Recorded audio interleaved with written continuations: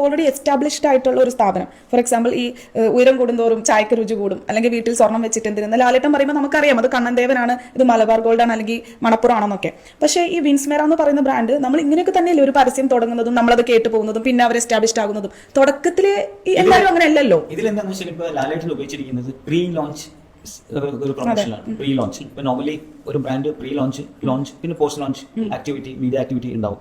അപ്പൊ പ്രീ ലോഞ്ചിൽ ഏറ്റവും കൂടുതൽ അറ്റൻഷൻ കിട്ടാൻ വേണ്ടി ലാലേട്ടൻ ഉപയോഗിച്ചെന്നുള്ളതാണ്. അപ്പൊ അത് ഒരു പക്ഷേ ഒരു പരിധി വരെയൊക്കെ വിജയിച്ചിട്ടുണ്ടെന്ന് പറയാം. പക്ഷേ ഇതിനകത്ത് ഇത് ഈ പറഞ്ഞ പോലെ ഇതിനകത്ത് ഒരു സബ് ബ്രാൻഡ്, മിക്ക ജ്വല്ലറികൾക്കും സബ് ബ്രാൻഡുകളുണ്ട്.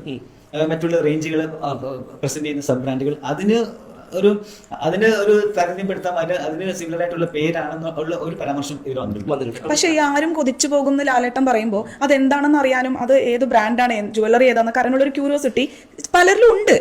ഒരു മിഡിൽ ക്ലാസ് അല്ലാണ്ട് നമ്മൾ ഒരു ഹൈ ക്ലാസ്സിലേക്കൊക്കെ പോകുമ്പോൾ പല സ്ത്രീകളും ഈ ബ്രാൻഡ് അന്വേഷിച്ച് പോയും അവർ ഫസ്റ്റ് തന്നെ പർച്ചേസ് ചെയ്യാനുള്ള ഒരു ടെൻഡൻസി ഉണ്ട്. അങ്ങനെ ഉണ്ടോ ശരിക്കും? എനിക്ക് തോന്നുന്നത് അതിന്റെ പിന്നിൽ അതിന്റെ ഒരു വിജയിച്ച ഒരു കാര്യം ഈ ആഡിൽ പറയാനുള്ളത്, ഇതിനകത്ത് ലാലേട്ടൻ എന്ന സെലിബ്രിറ്റി ഒരു വാക്ക് പോലും പറയാതെ, അതായത് കണ്ണിന്റെ ഭാവങ്ങൾ, മുഖഭാവങ്ങളും കൊണ്ടും വികാരഭരിതമായ കണ്ണുകൾ കൊണ്ടാണ് ഇത് ഈ പ്രോഡക്റ്റിനെ അവതരിപ്പിച്ചത്.